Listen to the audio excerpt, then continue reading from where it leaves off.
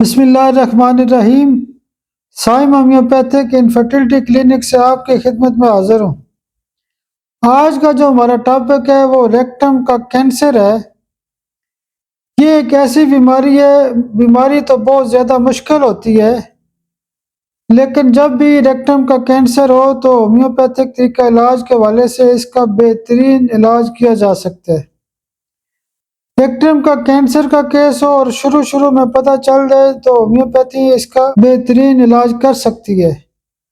Rectum کے cancer کی علامات یہ ہوتی ہیں کہ شدید قسم کی بلیڈنگ ہوتی ہے، اور یہ جو خون ہوتا ہے یہ کالے رنگ کا ہوتا ہے اور بہت زیادہ تکلیف ہوتی ہے۔ مریض جو ہے نا دن میں 6 دفعہ 10 دفعہ واش روم جاتا ہے اور اس کو بلیڈنگ ہوتی رہتی ہے اور شدید قسم کا درد بھی ہوتا ہے۔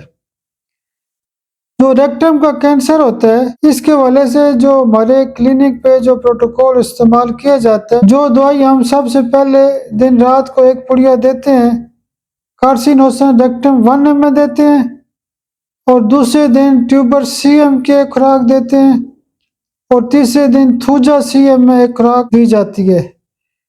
جو دوائیاں صبح دوپہر شام میں آپ استعمال کر سکتے ہیں ریکٹم کینسر کے حوالے سے، ہائی ڈاسٹس 200 روزانہ صبح استعمال کریں، اور ایسڈ نائٹریکم 200 پاور میں روزانہ دن کو استعمال کریں، اور نکسومیکا 200 پاور میں رات کو استعمال کریں۔